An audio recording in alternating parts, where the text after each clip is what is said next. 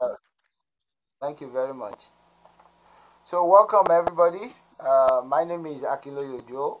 I'm here at the University of Georgia, and I'll be the moderator for this panel. Interestingly, this is the final panel for today, so we will not become lax, and because it's the last panel, we'll take it to 7 o'clock. But at least the pressure is a little bit off for our group. We'll try to keep to time, but if we stay a little bit over, hopefully you will forgive us. So what I want to quickly do is introduce all our presenters. I will introduce them in the order they will be presenting. That way they can each just step up to the mic as soon as the other presenter is finished. And then hopefully we'll have about 10, based on my calculation, about 10, 12 minutes at the end for discussions, questions and answers. So our first panelist is Dr. Mohammed Mwazandi of the UNC Chapel Hill. The professor is an assistant professor and coordinator of African Languages program in the Department of Africa, African American and Diaspora Studies. He has a PhD in Linguistics from the University of Texas in Arlington, an MA in Languages and Linguistics from Egerton University in Kenya, and a Bachelor in Education also from Egerton University in Kenya. He also has a certificate in African Language Pedagogy from the NALC Indiana University. In terms of his teaching and research, he's interested in teaching Swahili and culture to speakers of other languages, as well as African linguistics, with specialization in the areas of pragmatics, morphosyntax, composed linguistics, and computational linguistics. Today, Dr. Mwazandi will be talking about a corpus study of Swahili applicative. After him will be my own colleague from University of Georgia, Dr. Denise Maganda. Dr. Maganda is a senior lecturer and director of the African Language Program here at the University of Georgia. She has a PhD in Language and Literacy from the University of South Carolina, and she also has graduate degrees in TEFL, the teaching of English as a foreign language, as well as intercultural studies and language and literacy. In terms of teaching and research, she works in the field of language literacy and comparative education, with special emphasis on examining language ideology, issues of women identity, promoting linguistic diversity, creating literary resources, as well as teaching Swahili language and culture to speakers of other languages. I'm also excited to note that she's a published poet. And she will be talking today on the interesting topic of Is Your Language Better Than Mine? Says Who? Promoting cultural and language diversity in world language classes. Our third presenter will be Professor Timothy Ajani of Fayetteville State University.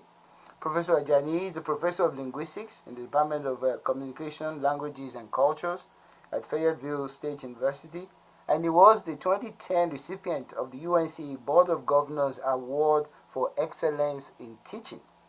In terms of background, he has a PhD in Linguistics from the University of Florida, a Master's of Science, and also an MPhil in Applied Linguistics from the Université de la Sorbonne Nouvelle in Paris, and a BA in French from Obafemi Awolowo University, Nigeria. His research and teaching interests include contact linguistics, new Englishes, Nigerian English, the teaching of Yoruba, French, and English to speakers of other languages, as well as inspirational poetry.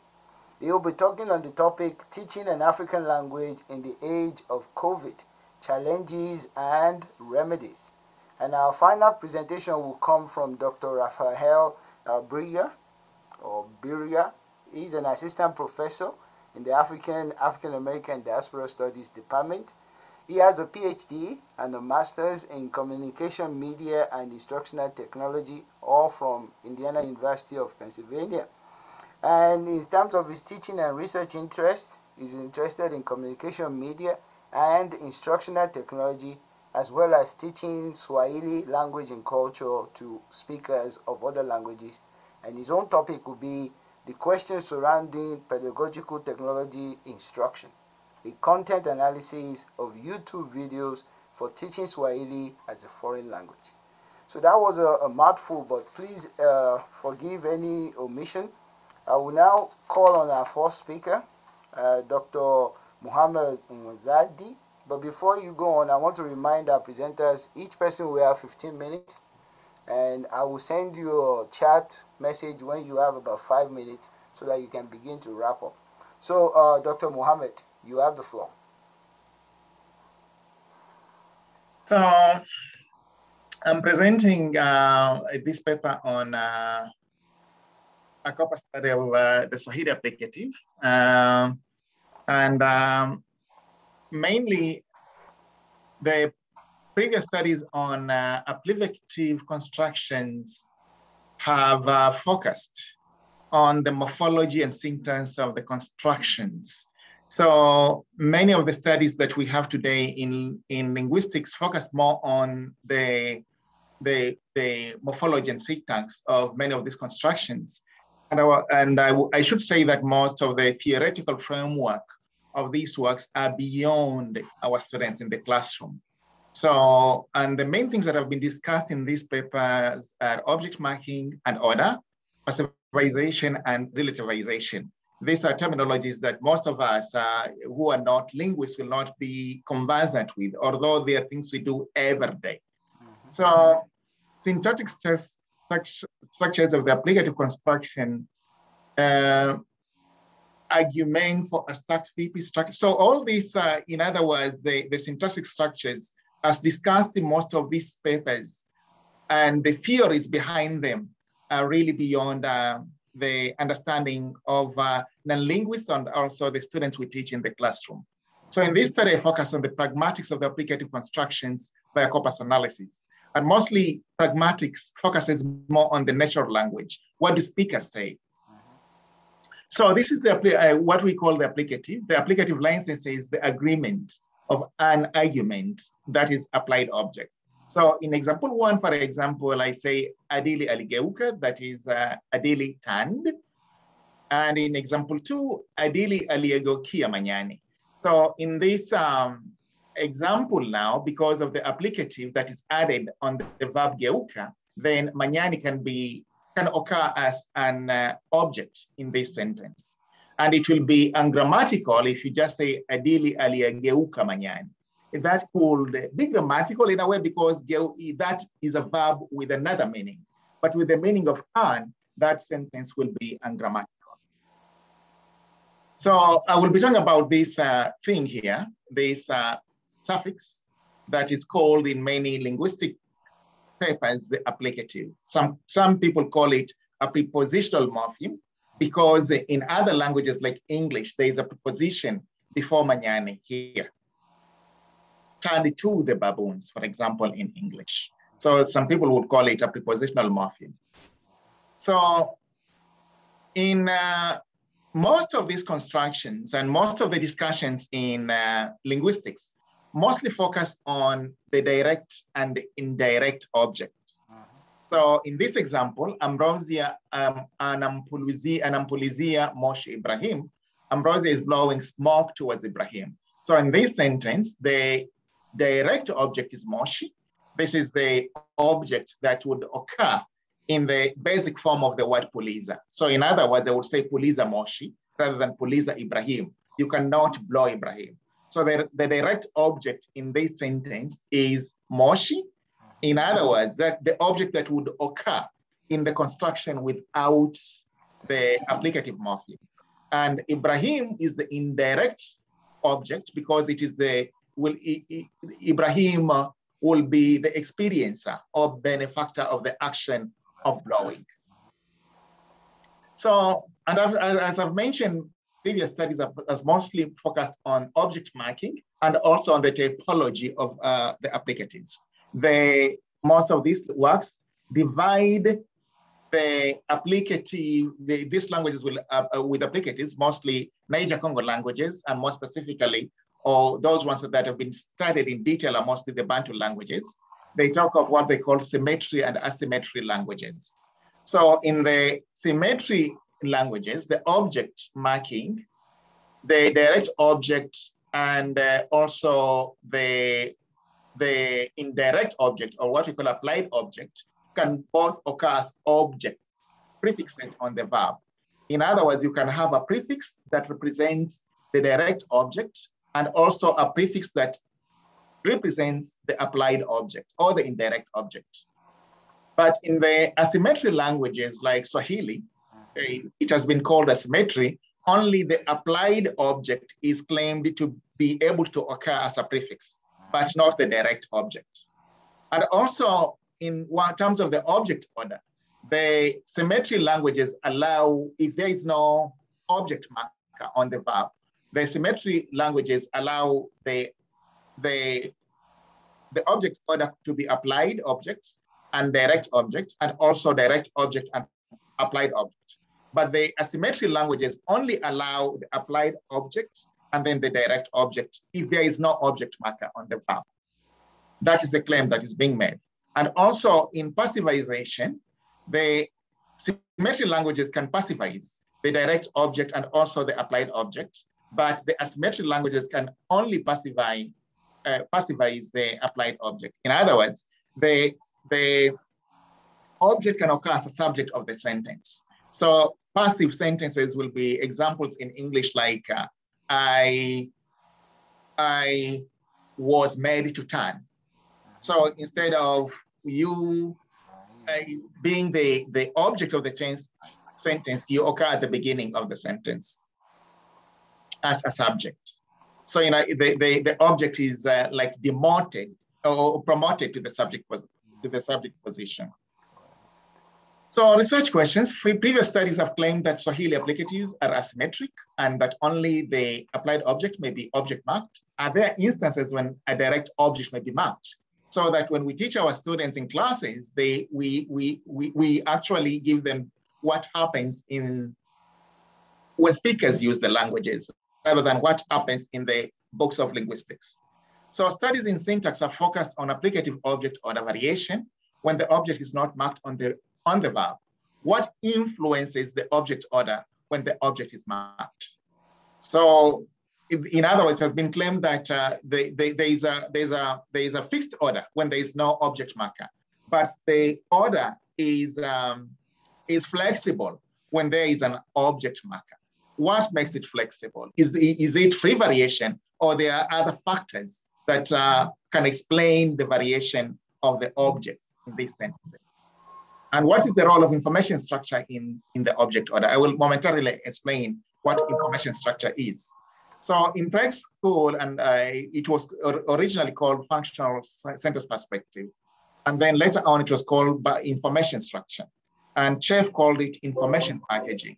In other words, it's looking at the formal properties of semantically equivalent, but pragmatically divergent propositions in their textual environments. So in this one, I'll be mainly looking at the various constructions of the applicative, which occur like they are the same, they have the same meaning, but what are the pragmatics? What are the reasons behind this variation? So that at least we can understand and explain to others who we are teaching or who want to learn the languages, why we can say this in this context, and then the same thing can be said in another way in another context. So I will be mainly using information structure, the term referential givenness, to explain this variation. And referential givenness in information structure makes reference to givenness status of reference independent of linguistic structures. So an element X is given because it is familiar to the speaker or has been mentioned in the prior discussion. So when an object is known to us, then that object or that referent we know is in information structure terminology, we call it given. And what is not known, we call it new. So in many sentences, we do have this noun or this reference within the constructions that we already know of, and those ones that we don't know about. So normally the sentence can be divided into a topic comment structure. And the topic or the theme is what the utterance is about. What we are talking about is the topic of that sentence. And the comment is what is predicated of the topic, what is new to the hearer. So methodology, I'll be mainly using the data from the Helsinki Corpus of Swahili. And the Helsinki Corpus of Swahili has a large collection of Swahili texts with so many examples you can draw using their concordance software called COP.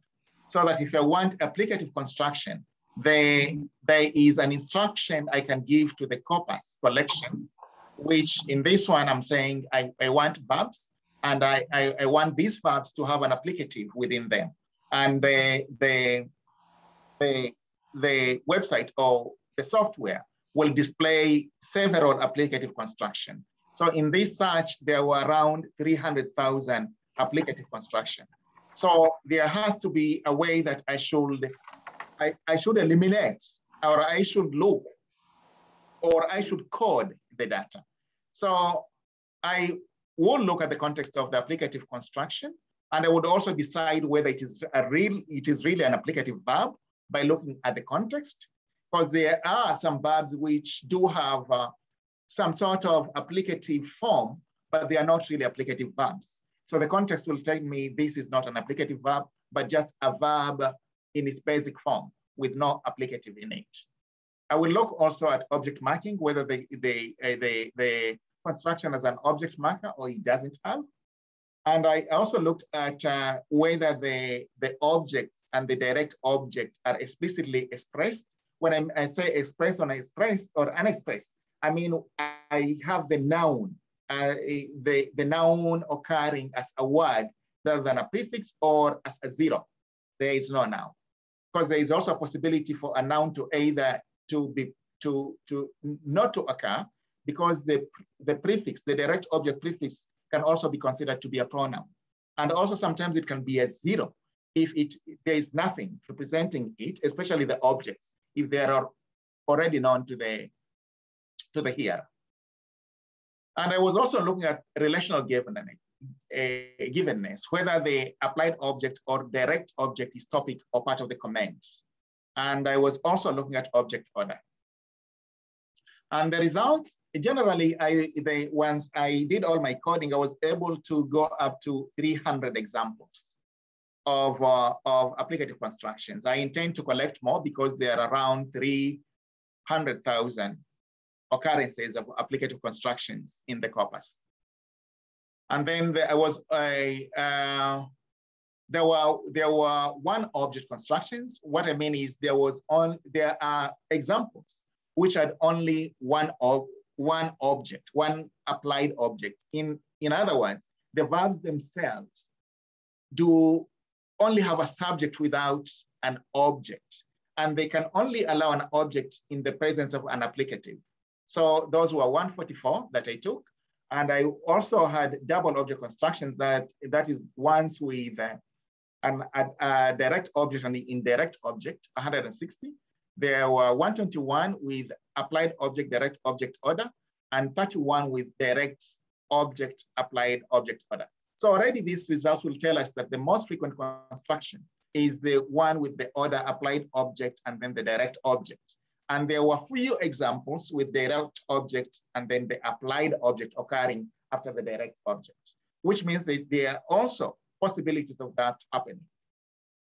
And my aim is to explain some of those occurrences of direct object and applied object rather than the canonical expected applied object, direct object order, which were 129. So in terms of the object order, the applied objects, those ones with applied object and then the direct object order, there were 108 constructions when the object marker occurred. Okay, so there were 108 examples where the applied object occurred as a prefix on the verb. And the order of those were mostly applied object and then the direct object. So whenever the applied object occurred as a prefix on the verb, the order was mostly applied object, then direct object, one or eight occurrences. And then those ones where the applied object occurred as a prefix, but had a direct object and then applied object were 18 examples.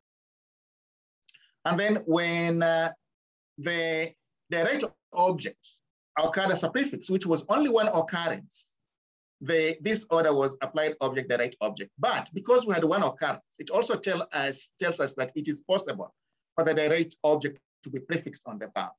And then those instances where there was no object marking on the verb, it was just the reference alone without object marking on the verb. The ones with applied object and then the direct object were 20 occurrences, and the ones with direct object and then applied object were 13 occurrences. So I'll go ahead and also explain a bit about the applied object and direct object expression and object order. So in those instances where the noun occurred as a word in the construction, there were, whenever the applied object was expressed and the direct object also expressed, there were 132 occurrences of applied object, direct object order. When the applied object was expressed and direct object expressed, the order was mostly applied object, direct object, 83 occurrences. And when the applied object was expressed and the direct object unexpressed, the applied object direct order, we got 3 occurrences. And finally, when the applied object was unexpressed and also the direct object unexpressed, the order was the applied object, direct object order, there were 9 occurrences. And as I said, there were 31 occurrences of direct object, applied object.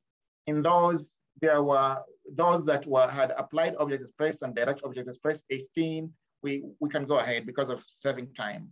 So, but generally, the most frequent occurrence was applied object, then the direct object. And then the object order and relational giveness. Now we look at relational giveness, we can explain some of those occurrences of direct object, applied object order versus the applied object and direct object order. So when the applied object was a comment and the direct object was also a comment, it wasn't a topic, you notice that the dominant or the most frequent order is direct object and applied object rather than applied object and direct object. But when the applied object was topic and the direct object a comment in that sentence, then the majority of those sentences were applied object and then the direct object. There were 109 versus 2. And then when the applied object was comment and direct object topic, again, you see here because the direct object is topic, you have more occurrences of direct object and then the applied object. So my main claim here is that the referential givenness of the direct object and the applied object also has some impact on the order of the applicatives in the applicative constructions. That is the main claim I am making. So this one shows an example of sentences that are object marked. I'm looking at the message. Time up? Chairman? Yes, but I just want you to round up. So go ahead and finalize your thought. Let me finalize. Yeah. So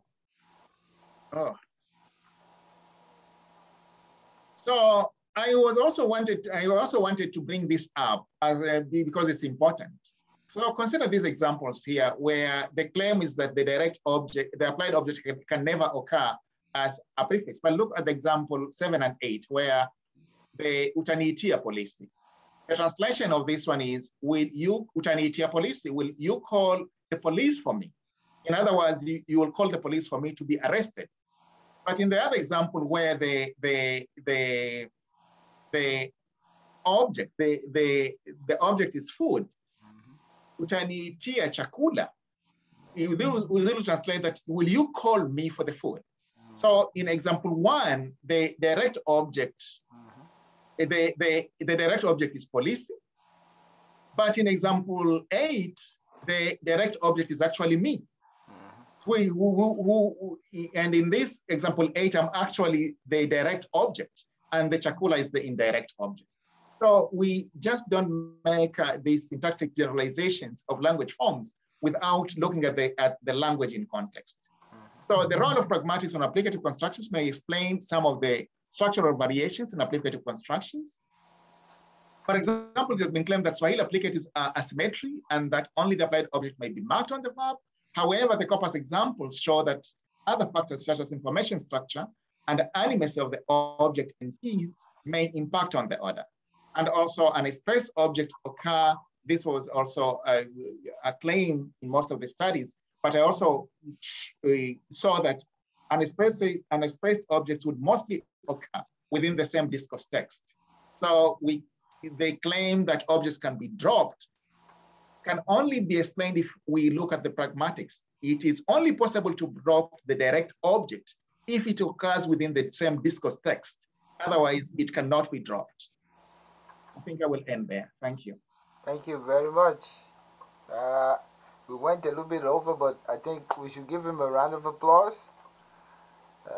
Thank you very much. So without too much ceremony, we move on straight to our next presenter, Dr. Maganda. And Dr. Maganda will be talking on Is Your Language Better Than Mine? Dr. Maganda.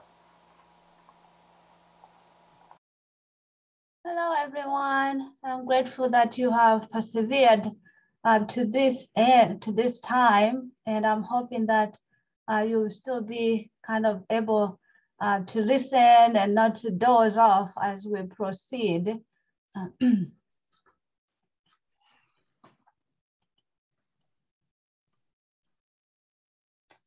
Right. My title is Your Language Better Than Mine? Says who? I know you're kind of tired, but could you please answer that question on the chat as I proceed? Is your language better than mine? Yes or no? According to who? Put it on the chat as we proceed.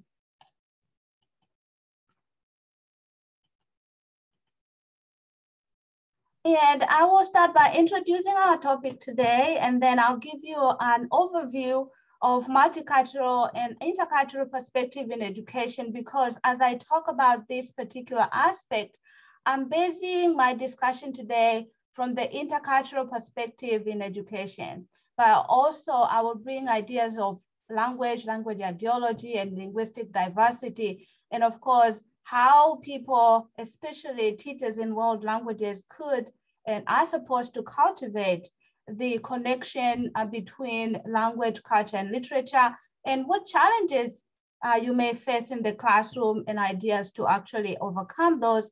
And then I'll bring our discussion to the end.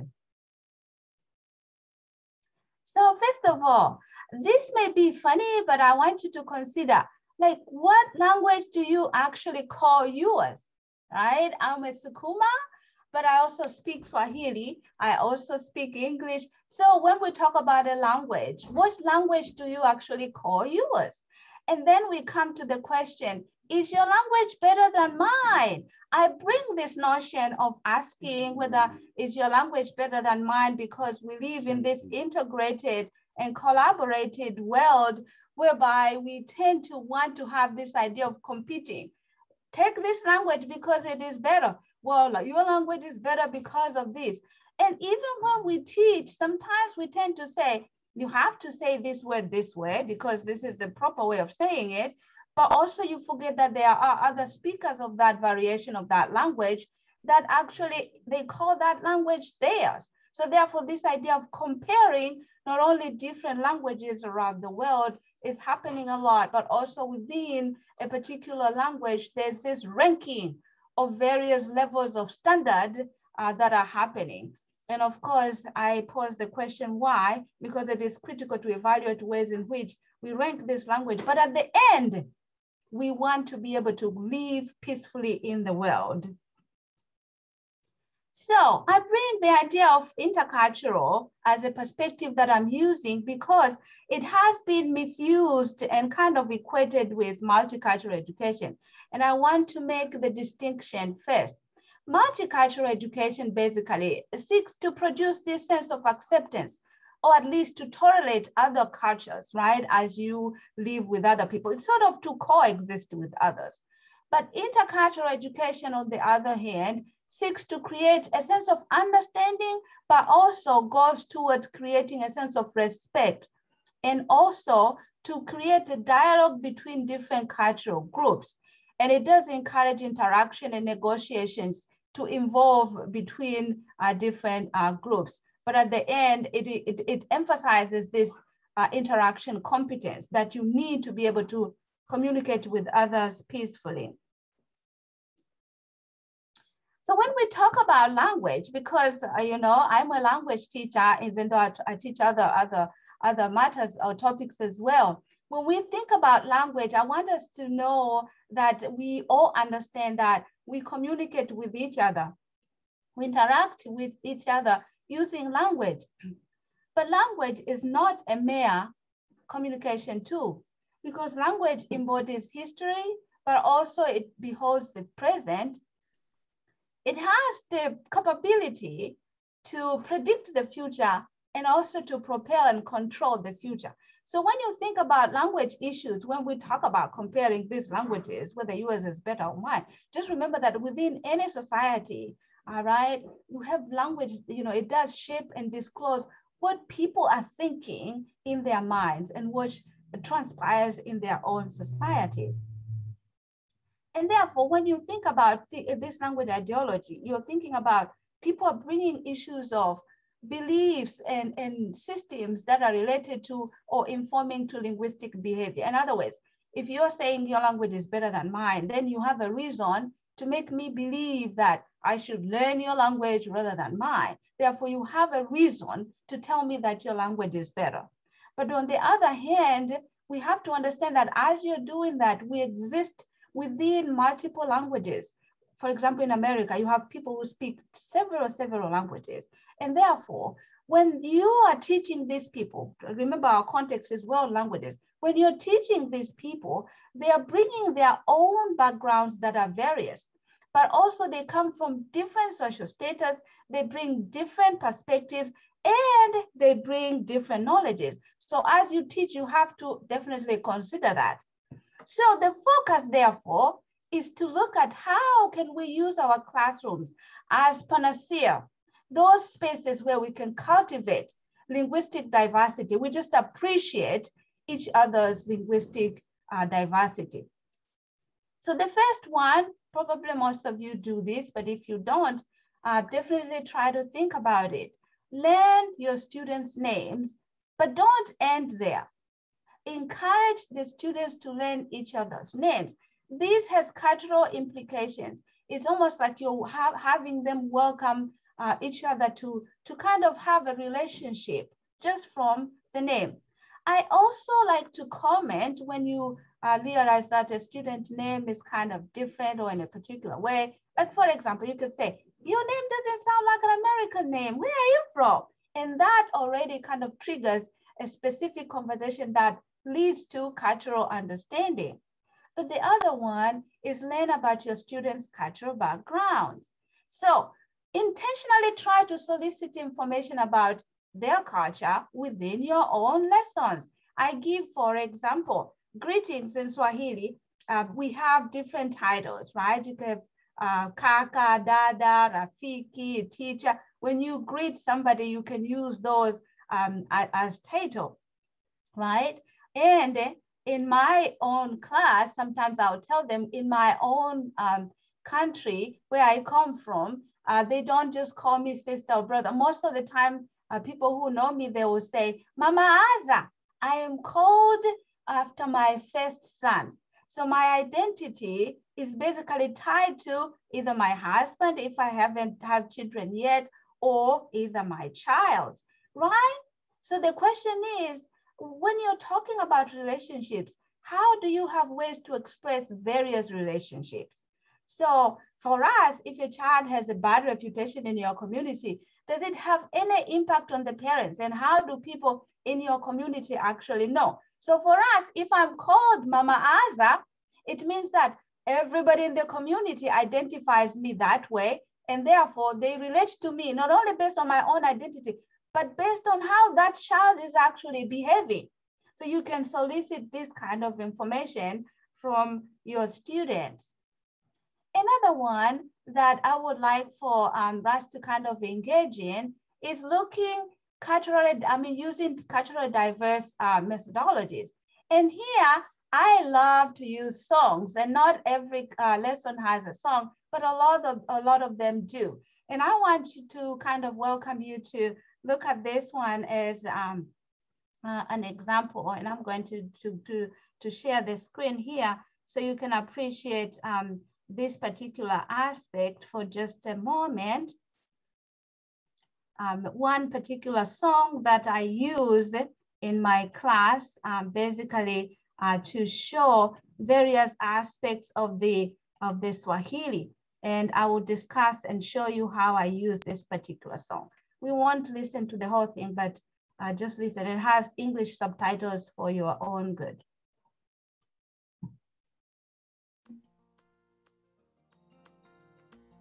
Do me a favor and try to kind of move around a little bit because it's late now. Kuna kipindi mtu aweza kuvunjika moyo anapoona mambo yake hayaendi Mungu. Wengine hata hujiuliza Mungu yuko wapi wanapopitia magumu ya kuvunja moyo. Na kwama wapi au imani sina, tatizo nini? Nione yote haya. Na kwama wapi au imani sina, tatizo nini? Nione yote haya. Kwa Yesu na amini bado ninazo nguvu. Taweza nitainuka hata ninaposhindwa. Katika yeye anitiaye nguvu mimi. Taweza ndoto zangu kuzitimiza pia mimi. Taweza mimi nitaweza. Kusahau maumivu ya moyoni. Taweza nikae nitulie na yeye. Mimi nitulie na yeye. Katika yeye anitiaye nguvu mimi. Ndoto zangu kuzitimiza pia mimi. Dr. Maganda, you have 5 minutes. All right, I'm having a good time.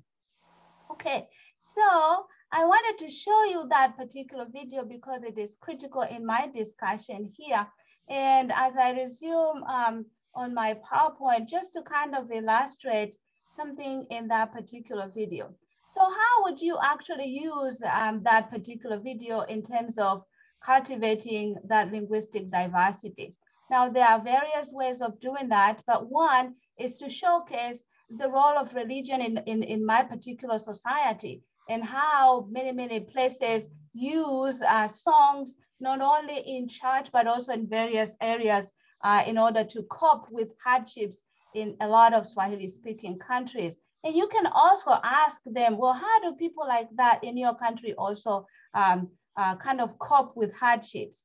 You can also relate to your lesson, bring ideas that are critical in students' lives. For example, for the Swahili speakers, we have different types of greetings, and shikamo is one that you basically use in order to show respect to elders. And by doing so, you can also solicit what are some of the ways you guys use to show respect for elders in your own community. But also, I like to use thought for the day, and you can do that as well, whereby you bring ideas in life that teach students different various aspects of their lives. You can use stories, but also you can recommend different books that are helpful for them to think beyond themselves and to welcome others who are different from themselves. I have 2 particular books, and I'm partial for these ones because they are my own books. Why do you ask me? This book goes beyond just the language, and this is a bilingual book. And then another one is the beauty of diversity, that uses kind of animals to think about different ways we are different, but the kind of special attributes of everybody just because they are different. And then now that you kind of present and think about the ideas of bringing issues of diversity in the class, I will also say that sometimes you end up with challenges, right? So if you ask a question and people say, well, I don't know, what do you say? You can simply encourage them to ask, either their parents or people who share their own culture. What about if they're not willing to share their thoughts? You can ask them to ask questions, welcome them to ask questions. And the number three, some people don't like some of your cultural practices. For example, if you share something and they're like, I don't like that, what do you say? Well, you can also give examples of things that make you uncomfortable. For example, in my culture, we're not supposed to look at people directly in their eyes. And you can say, that particular practice is not as comfortable for me too.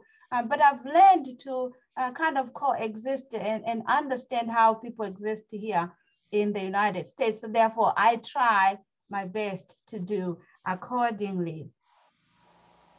So in conclusion, the intercultural education is really key to cultivating linguistic diversity. And the classrooms can be those spaces to allow ways to love and appreciate and honor other languages. And our students can get to where they embrace our language, but also they show interest in our own lives. And we cannot just assume this is going to happen. We have to be very much intentional. And I always like to say that love is a universal language. So simply love them. And I'm going to conclude with a poem. To know you is to love you. Come, my sister and my brother. Come, my friend, though now still a stranger. Are you a sister or a brother to me? Or are you just waiting to know? Like a blossoming rose, are you beautiful or do I not see that yet? Can you be my friend? Do you want to?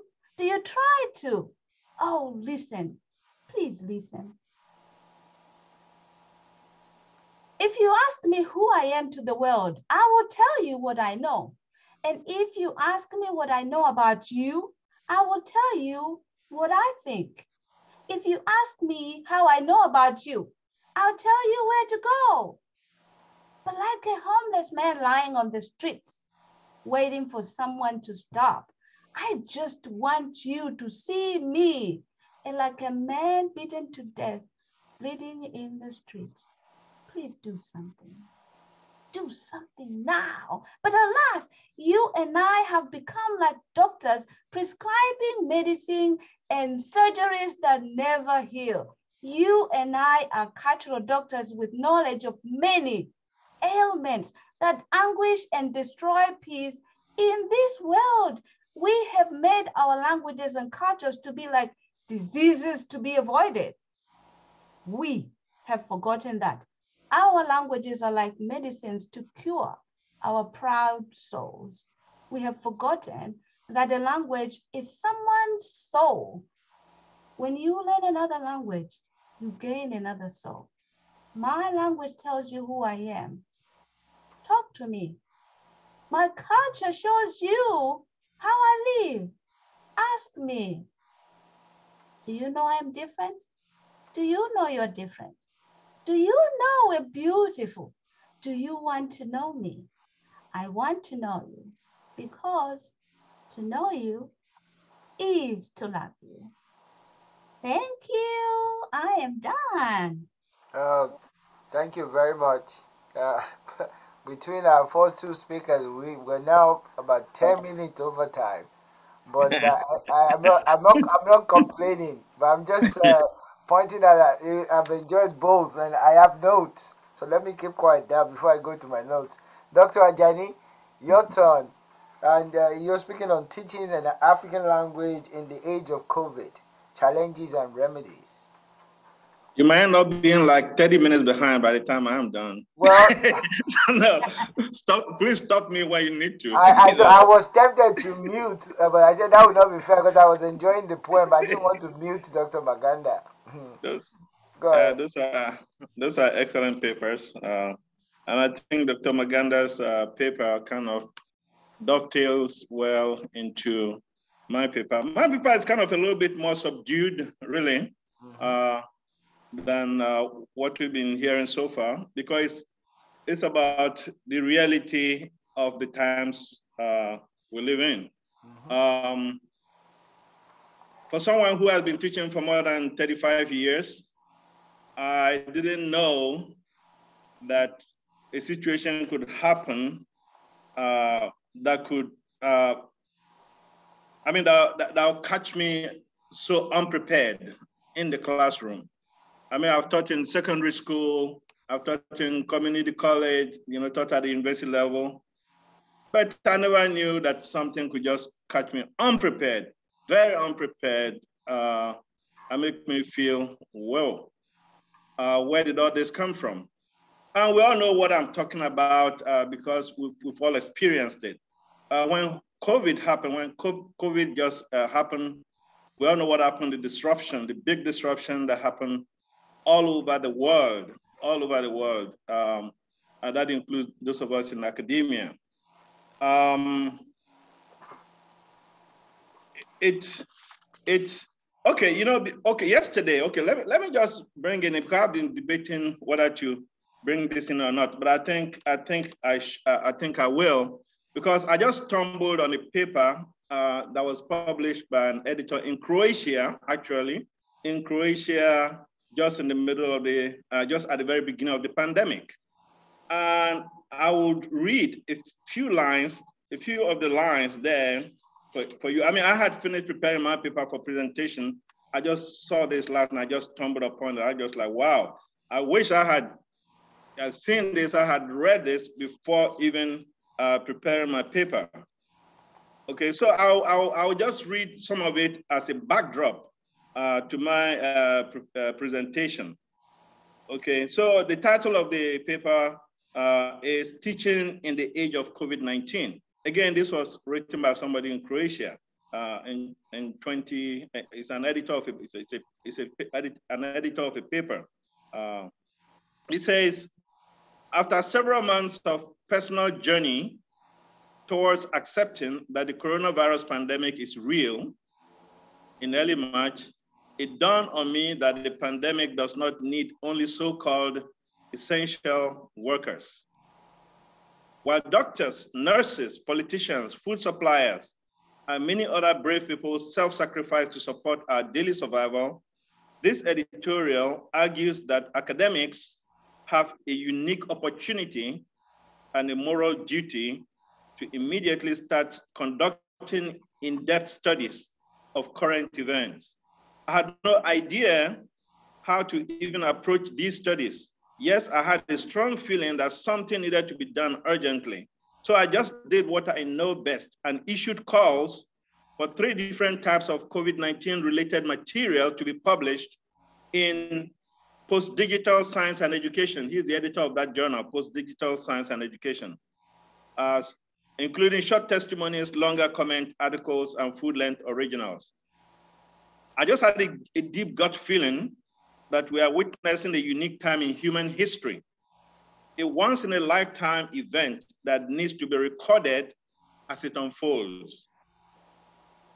So I put this request out, and I thought I was going to get about just 15, maybe maximum 15 people chiming in, maybe with articles and testimonies of their experiences with the pandemic. And I ended up, after a couple of weeks, receiving over 50,000 words written by more than 80 authors from all over the world. So I'll skip around there, just read relevant portions. The first case of the coronavirus disease, COVID-19, was officially reported from Wuhan, China on 31st December 2019. The COVID-19 pandemic has brought a huge social experiment into our home, our streets, our cities and countries, and we academic researchers have a moral and professional duty to record current events and try to make sense of them. As I write these words, schools, universities, and research centers around the globe are moving partially or completely online. For families, children, and students in self-isolation, an opportunity to successfully complete this academic year is hugely important. However, making this opportunity happen brings about a lot of additional stress on teachers and families. Some academics are well prepared for online teaching and research. Others work nights and weekends on developing online materials and supporting their students and colleagues. Some academics teach easy to move online topics or topics which can be supported by a lot of existing online material.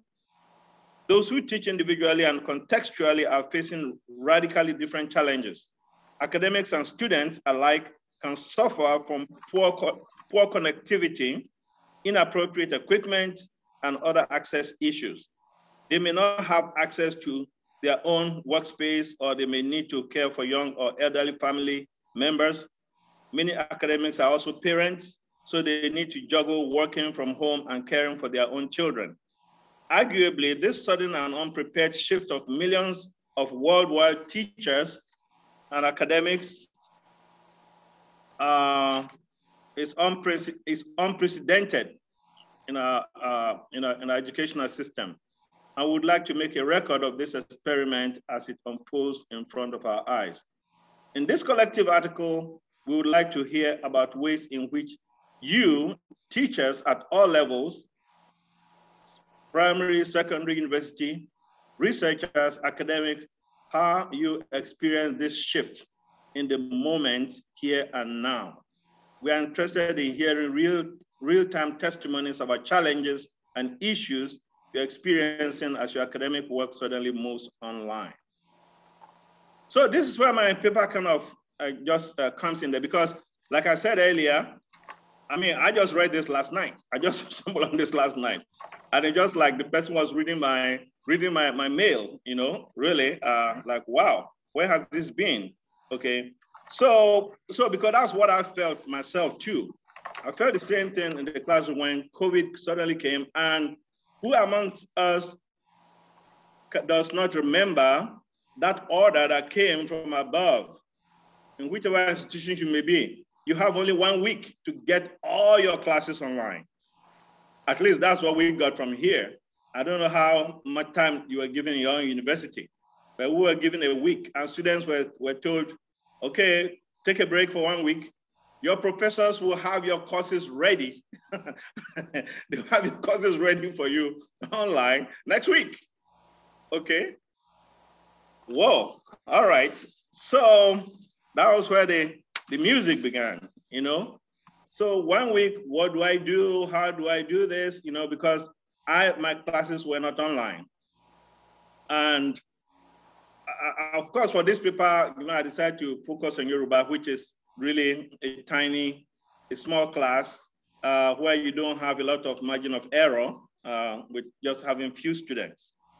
So I spent that week basically living in the Office of Faculty Development, making videos upon videos of my teaching all the rest of the semester, what I was going to teach, put everything on video and had to place it on YouTube for my students, you know, so that they can listen, you know, they can listen to it, they can watch it, they can see me, and so on and so forth. The disruption was so huge. Students were caught unawares. We as professors were caught unawares. Administrators were caught unawares. Just everybody, parents were caught unawares. To just give you a backdrop for why, to me, this was important is because, let me just say a few things about my situation, where I'm coming from, okay? So I teach at FSU, you all know. It's a very small university, one of the smallest within the UNC system. just about 6,000 students. So very small university, tiny. FSU is an HBCU, which means that minorities make up the majority of our student body, particularly African Americans. What this means is that most of our students are from low income backgrounds, where resources are very scant. Most of our students are first generation college students whose parents do not have a background in higher education, and some of them even not even in high school, and thus do not really have an idea of how higher education works. Most of our students are very vulnerable to dropping out of school as a result because of just their background. Access to resources hangs over, most of them hangs over their heads daily like the sword of Damocles hangs. So that is where I'm coming from. Enters COVID-19, ready or not. So the order came and we had to do what we had to do, get the classes online. The following week, everything was online or virtual, whichever way you want to call it, on videos or YouTube. I mean, just all kinds of different methods, you know, just to get to students. There was total lack of preparedness. Then suddenly, we started hearing getting a lot of communications from administrators saying, you know, you are now frontline workers. So we were considered frontline workers, okay, as professors. We suddenly became grief counselors also.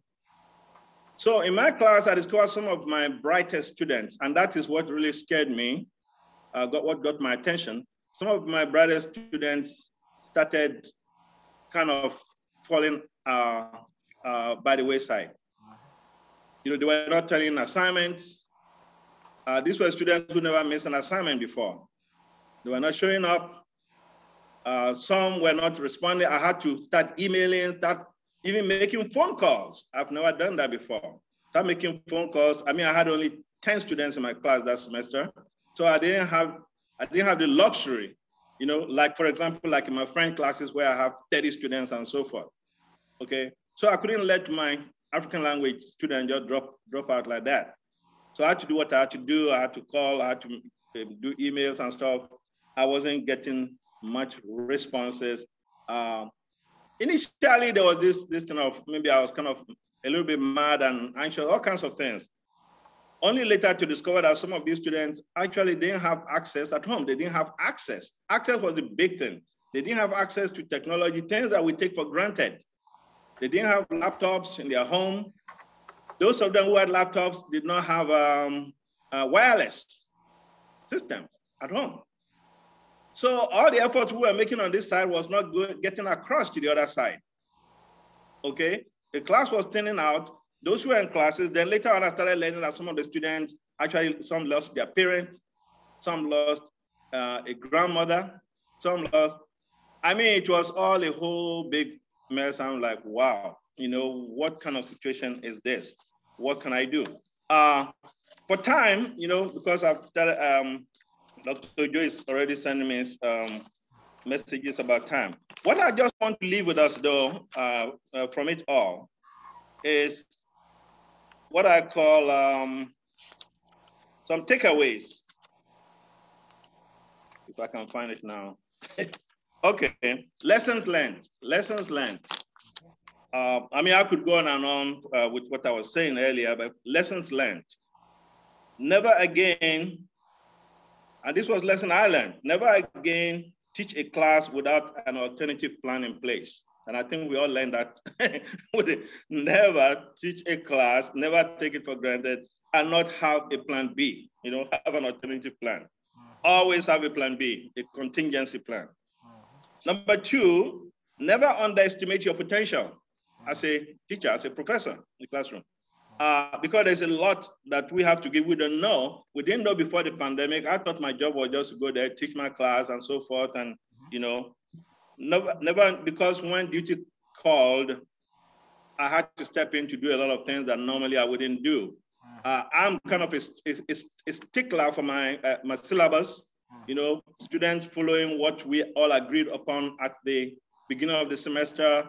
I don't believe in excuses and so forth. Okay, so here was I, the so-called kind of tough professor, you know, who doesn't take excuses. Now I had to eat my own, how do they say it, you know? Okay. And Dr. Joe, what did you say? I say eat your own words. Yeah, yeah. And suddenly I discovered that if I wanted to go by what the rules and regulations and everything I had on my syllabus, I was basically going to lose my class. It was as serious as that. Okay. So then number 3, I think what the pandemic taught all of us, never forget that you are still human. Yeah, we have big PhDs and so forth. We have big heads, like the Yoruba was saying, but we still sometimes forget that we're human. We're still human. And there's something in us, I kind of takes me back to Dr. Maganda, some of the things Dr. Maganda was talking about, love and, you know, being intentional and so forth. People are what we are all about after all. All of these things hit me, they hit me with the pandemic. We are actually all about people, you know. That was not the thought, man. We are about people when it really comes down to the wire. Be willing to change. Be ready to be flexible. Never be afraid to be vulnerable. Some of those moments had to happen in the classroom. Don't be afraid to be vulnerable even before your students. Remember, your students are not just banner numbers. Banner, I don't know if we all use banner, okay, 8300 and so forth. Your students are more than that. They're human, they're flesh and blood, just like us. Remember, life is short. How many of us didn't think about this thing? We all did. Life is short. You have the capacity to make a difference right where you are. The difference that can make a world of a difference in the life of just a student. Remember, the last one, that the pandemic is still raging. The pandemic is still raging, and you still might be called upon to do something you've never done before. Are you prepared for that? And are you prepared for the next pandemic? And that's where I'll stop. Thank you all for listening. Thank you very much. Thank you, Dr. Ajani. My sincere apologies. I know I kept sending messages, but you won't believe it. I also made the mistake of sending messages to wrong people. So, I sincerely apologize for that. But let me know. No, I needed that. I needed that because I could go on forever. So yeah, but according to my watch, we've actually now used the entire time for our 4 people, but luckily we still have half an hour for the panel. But I think we should allow Dr. Bria to make his presentation without too much stress. So I want to invite him to speak on the question surrounding pedagogical technology instruction, a content analysis of YouTube videos for teaching Swahili as a foreign language. Go ahead, Professor.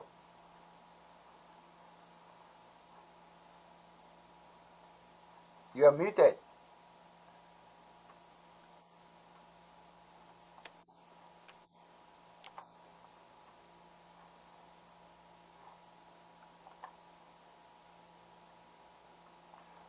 You are muted. Here we go. Okay. So it's like being given a baton and it's the last lap of the race. So let me try to run as fast as I can. Okay, so here I'm looking at the question that is surrounding the pedagogical technology instructions. And I will be looking at YouTube's. And the main aim of this is to validate whether elements which are existing in the communicative theory, which we all focus on when teaching language, are included in the designing and delivery of instructions, especially through the YouTube instructions. Okay, so with the emergence of new technology and the internet, the platforms are filled with different materials where people can go to websites. They can use even social media platforms like the YouTube to create materials where they think people or invite people to learn Swahili or any other language. And Toro said that this provides a lot of materials for people to learn the language. And if we go back before the introduction of technology, the internet, and the social media platforms, materials were a little bit scarce, and it was basically through the in-person learning or one-on-one teaching that would benefit people to learn the language. But there's been a good number of resources which are being used. And this, we are looking at Kong, who said it one time. And so he said, the YouTube or the social platforms have created an environment where people can learn languages the way they want. But a question that lingers there is that, do these instructions through YouTube follow or adhere to the elements which are observed in the communicative theory? Now, just going to my research questions, I will be looking at 3 schools to see whether the general techniques are being followed. When I talk of general techniques, I'm referring to the elements which are there in the communicative theory. Now, are there general techniques? Are the general techniques used in the 3 schools? And the second question will be, is there a difference for all schools in the extent to which of the general teaching techniques are used most? And the last question will be, is there a difference within schools as to which of the categories of techniques they use the most? So those are the 3 questions which I will be looking at. Now, the theoretical framework is the communicative theory,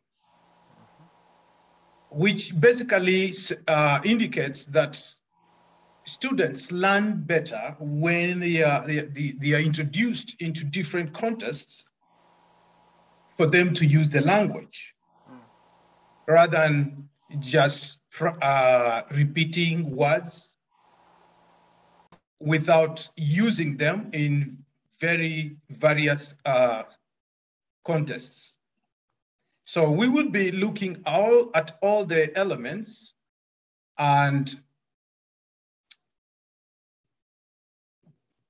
the research focuses on the inclusion of these elements during instruction delivery through YouTube. Now, my methodology is content analysis. And basically, this is a method which brings together both the 2 many traditions, the qualitative and the quantitative approach methods of analyzing data. So I will use this method to analyze the YouTubes. And the YouTubes I'll be looking at, I refer to them as schools. And one of the YouTube the group that creates YouTube is from Tanzania, and the 2 of them are from Kenya. Now, these are groups which, in most cases, they produce videos for people to learn Swahili. Now, the criteria which are used to select the videos is convenience sampling, which refers to just getting the data from the source that is close to you. And when I went through the videos, I just picked the videos that came up. Of course, I had a window, a time frame from 2010 to 2016, but they didn't have so much. So whatever came out is what I used to analyze. And I also used, created a code book. Kind of, I adapted one which was used in Taiwan to do a similar research, but this time they were trying to validate those elements using English, which was being taught as a foreign language in Taiwan. And this is a tool which was validated. And so I thought it wise to use it in this project. Now, in the code book, as I said earlier, it was used in a research which was evaluating the use of those elements or the communicative theory while looking at all those elements which are involved in communicative theory. And the techniques which are there: task-based activities, hands-on activities, authentic materials, strategies to provide meaningful input, and types of feedback provided. But I happen to abbreviate all this, so when I will be talking about the results, you see those abbreviations in the brackets, that is what you'll be seeing. Now, the outcome here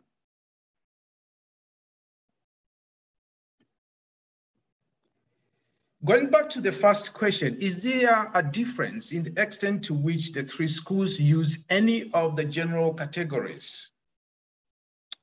One, I looked at the schools, and the schools are 1, 2, 3. I didn't use the abbreviations here for the schools, but they have their own abbreviations. But I just used the 1, 2, 3. And here we are looking at different categories. And after I looked at the categories, I tried to see how many were used and which one were not used. So in the first column here,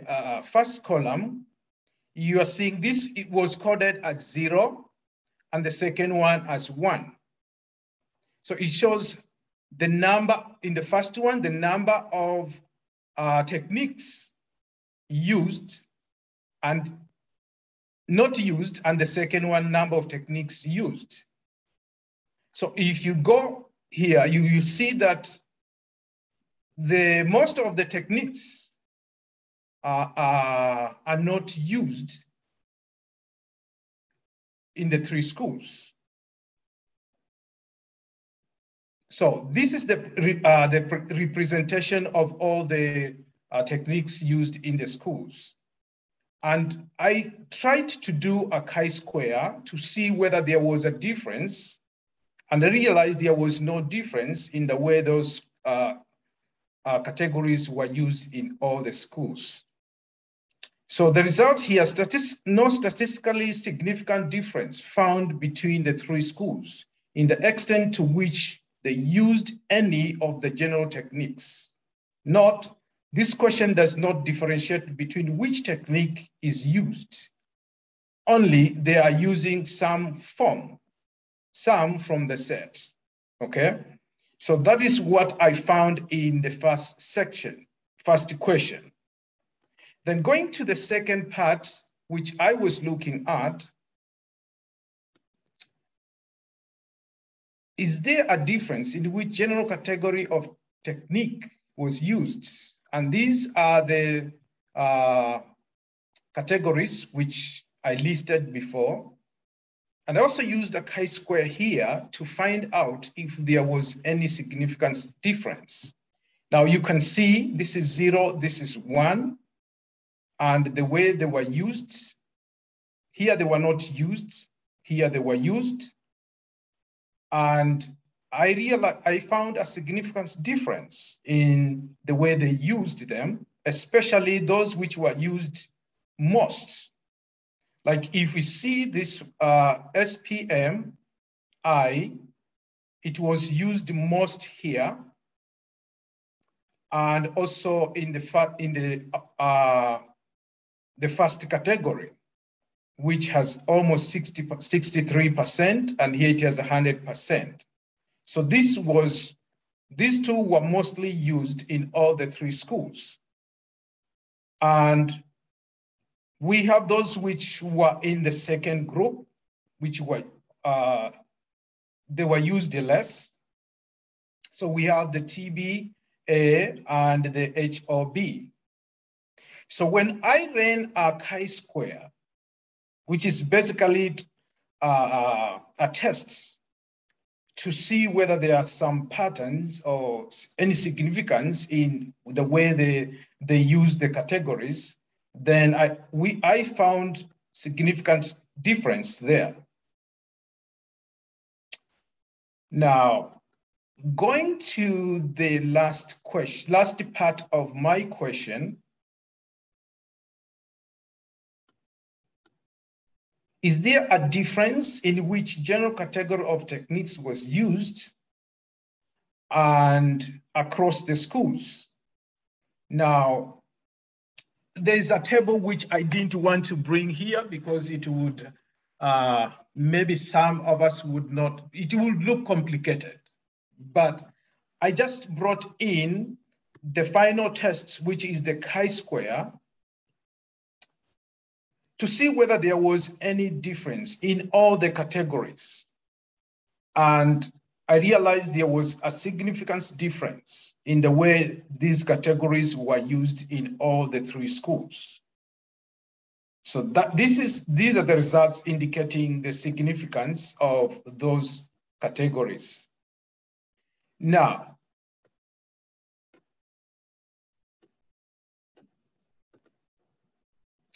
this is kind of a summary on what I observed.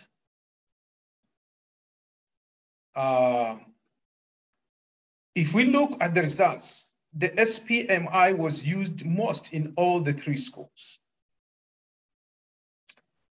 And if you look at the results again, there is a pattern of preference in the use of techniques in all the 3 schools.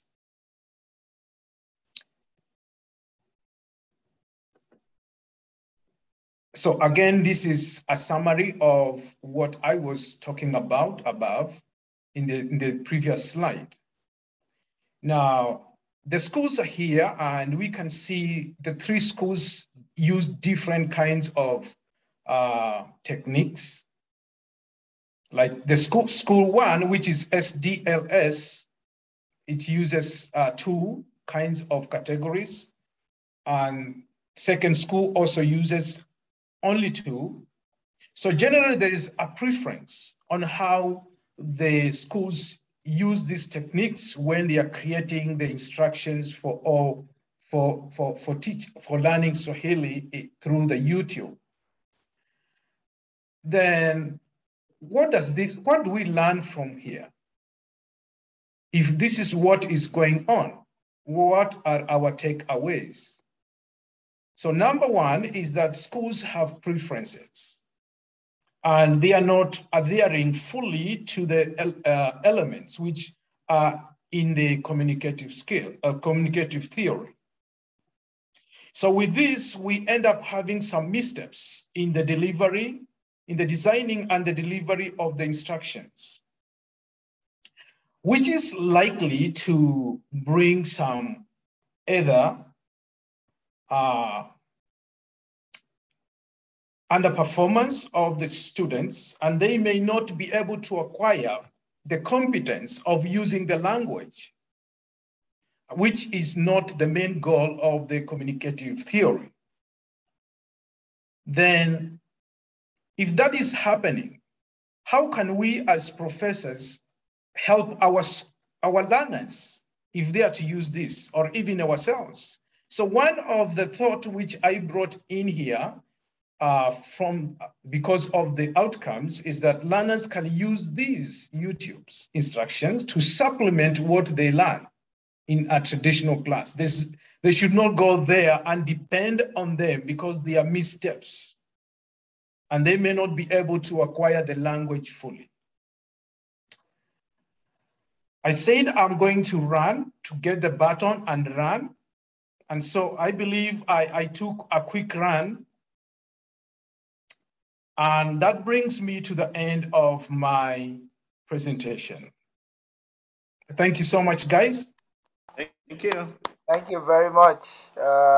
You were the last, but you were not the least. I have more questions for you than anybody else, but I have to frame my question under the guise of I was really not aware of aspect of what you were talking about, because when it comes to instructional technology, you have a language that always makes you want to stay above everybody else and you because of the way you think.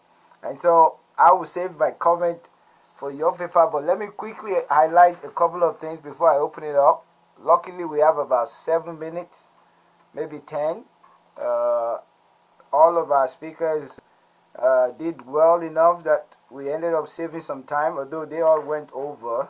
I'm not being polite about that, but we've been able to make it up. I just wanted to point out to our first speaker talking about the applicative in Swahili. Thank you very much for a great presentation.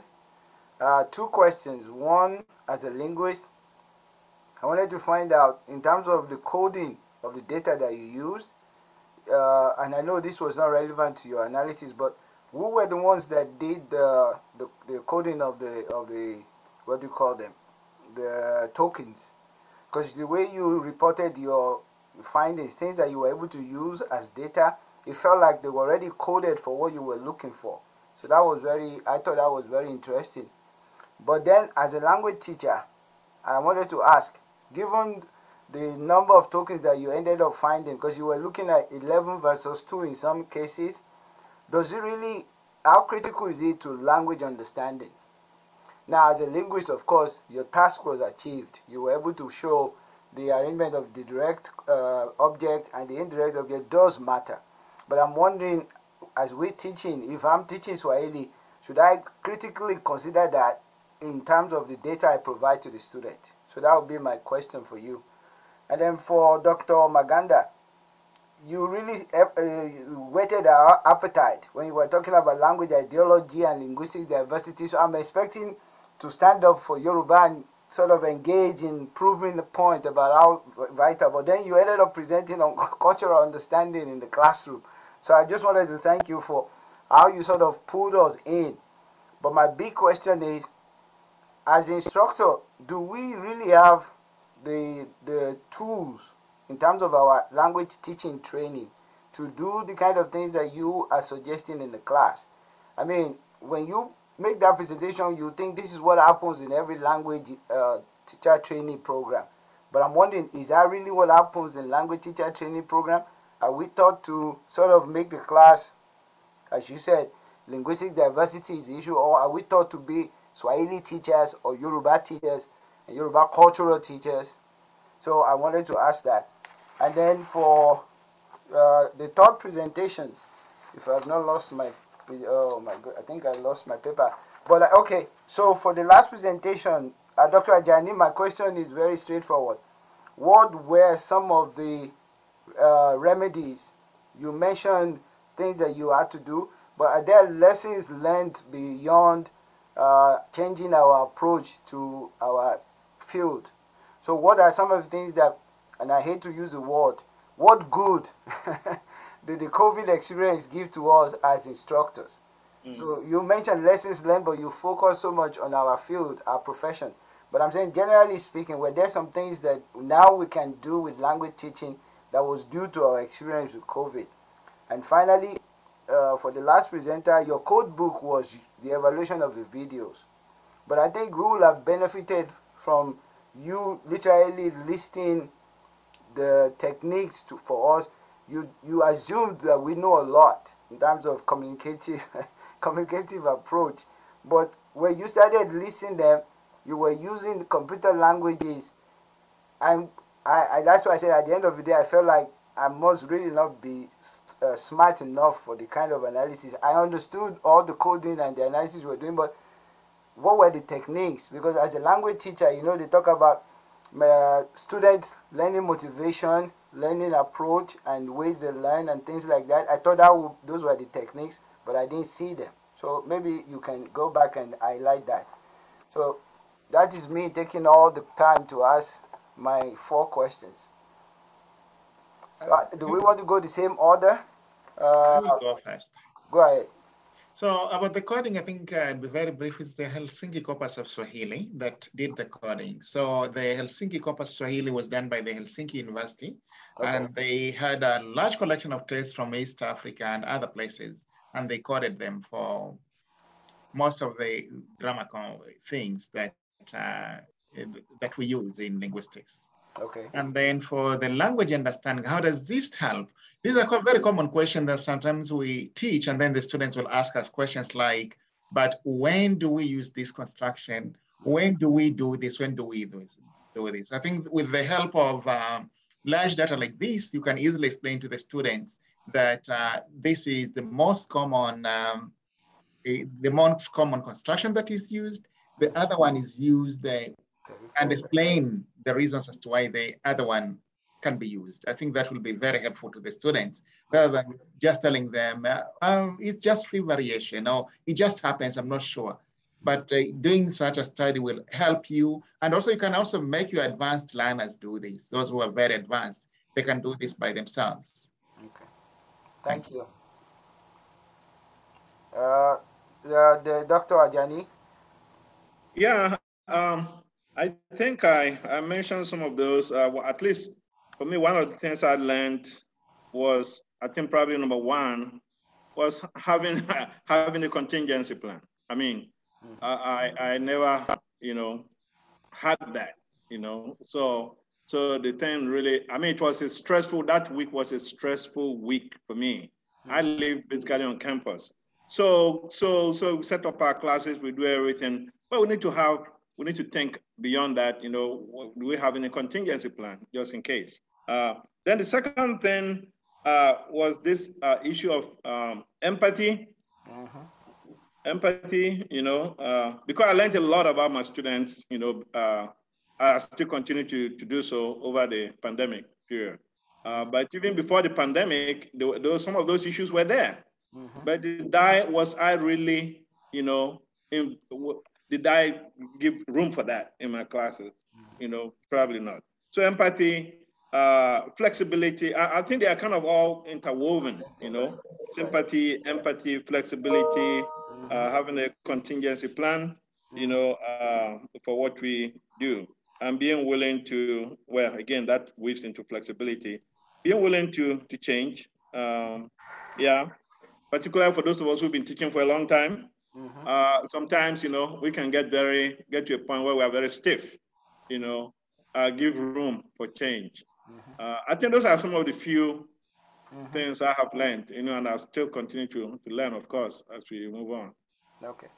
I just wanted to make a comment on that. I think I had a case like that also within the UNC, where I actually, one of your point that if you feel that it's too much, show it. You don't have to hide it. And I had to take over a class from an instructor. Like no, I can't do this. Yeah. I mean, so that impacted us too as professors, because a lot of times they talk about students, but we professors too, that's the side I didn't talk about. Right. Our professors too were really impacted by this thing. Yeah. But also for me, I think COVID also made me go away from my usual, quote unquote, traditional instructors that knew online materials that we could adapt. They became like superstars for me, because I began to really respect their ability. What I used to dismiss as you just trying to make them your friend and occupy them suddenly became the central element for teaching. So that's one thing, as you said. Sometimes when you've done it for a long time, you begin to overconfidence comes in. Yeah. So they began to show us how we could take small videos, adapt it, not necessarily just the platform, but the content itself. So I think that was also a lesson. This is what I meant about, apart from learning all those elements for our field, we also have to sort of change our ideology for language teaching also. So I think COVID provided that challenge. Maybe not call it benefit. Dr. Maganda, I'm sorry, my question was you as a language trainer, because what you presented is like the ideal language teaching. Do we get that training for such things in our language classes? The answer is yes and no. It depends on what approach you're using. And maybe let me also kind of qualify that. You're not supposed to do all of this and take over the class and then discuss about all this stuff. It's a language class. So the intentionality that I gave as a suggestion is that when you're teaching, be intentional about what is it that you want to bring out of your students as you connect that to the language, the culture, and if you can, literature. And you don't have to do all three of them at one time. But this you can do at different aspects of your teaching. So for me, because my background is language and literacy, I use a lot of different theories, and this one works because you're supposed to bring background knowledge of your learner. And so as you're pulling that, you can use that to connect with the students, which also helps you to connect with them, but also how to run the class based on the understanding of what students are bringing to that topic. For example, this song that I just played, it does not have to take a lot of time. If I'm introducing a topic that they're going to do, for example, elided, ntaweza, it's easy. I know they're going to sing the song for the grammatical area of it. But the song, obviously, you cannot avoid the fact that it's mentioned in Jesus. Not everybody is Christian. You cannot just brush that away.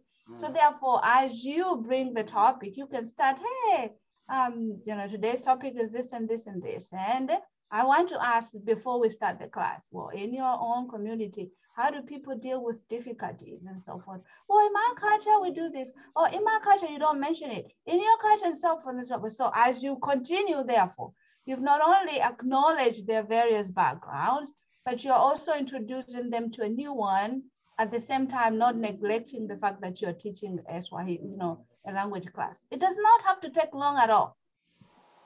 My apologies, because I just realized I've dominated the question and answer. But Dr. Raphael Bria, do you want to respond to my challenge? My question? Yes, allow me to share I forgot to click where I have those the information for that. All right. Yeah, I just forgot. It's right here on my PowerPoint. Okay. Yeah. So these are the skills I was talking about in the class. All right. All right. Okay. All this. Okay. So I thought talking about them, that would consume a lot of time. Okay. Yeah. Okay. Okay. Thank you. And Dr. Ojo, I have a question here that was posed to me. I don't know if you have a minute. Please go ahead.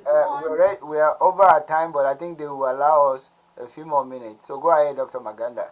Yeah, it asks, can we overlook population of speaker and economy power and language superiority considering China, English, and so forth?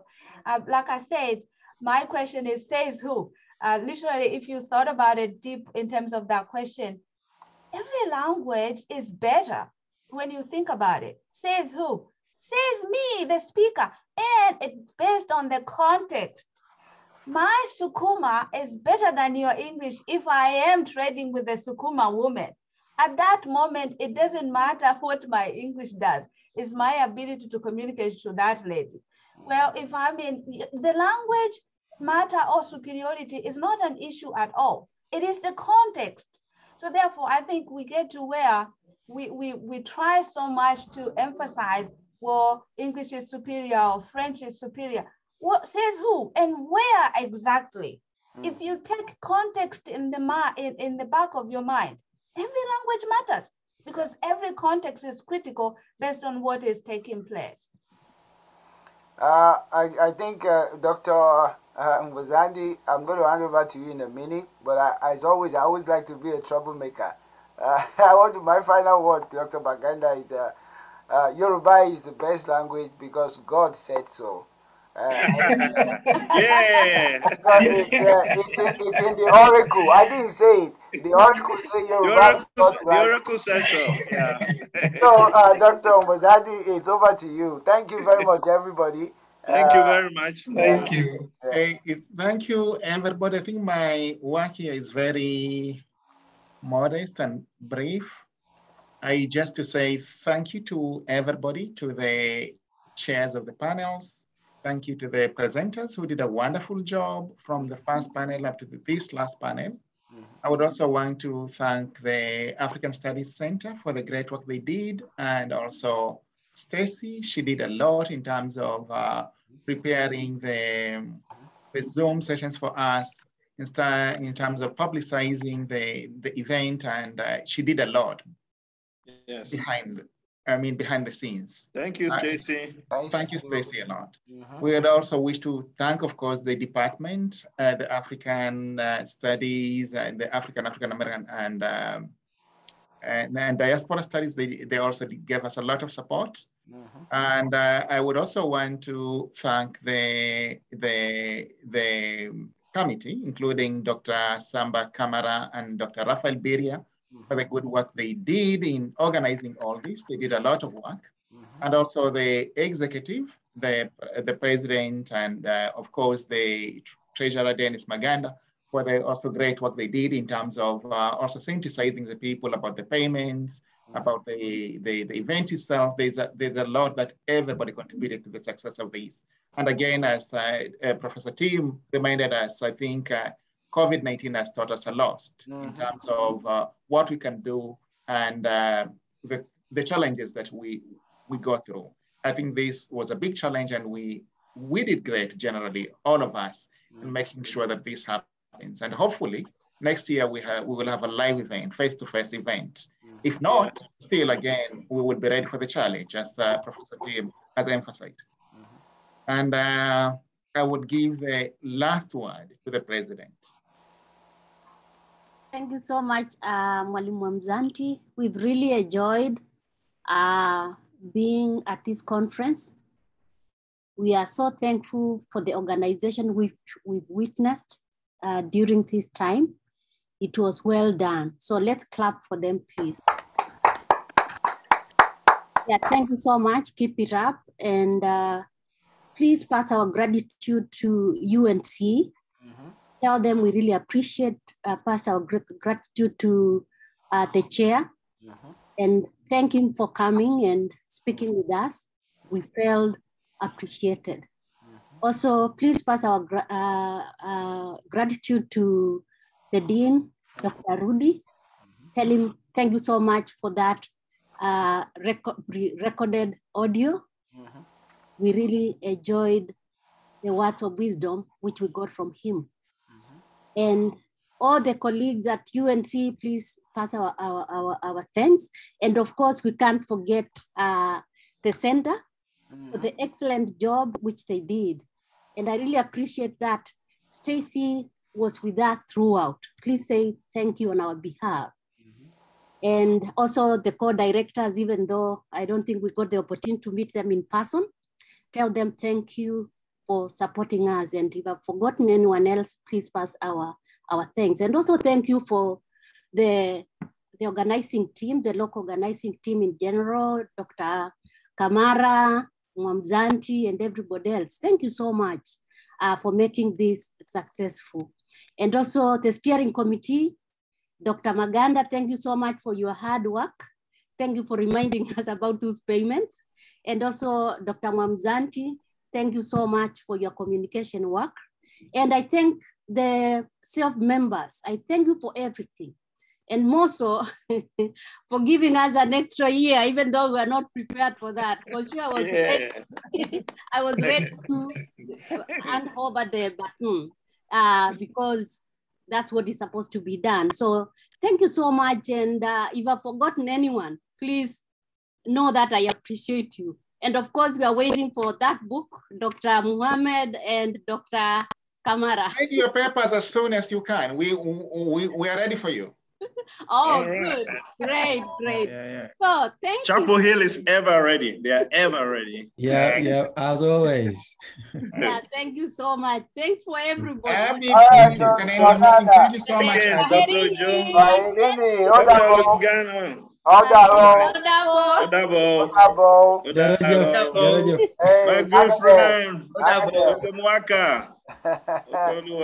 See you in Florida. All right. Bless you. All right, so reply me, Mr. Salau. Yeah, sir. All right. Emma Bino. Emma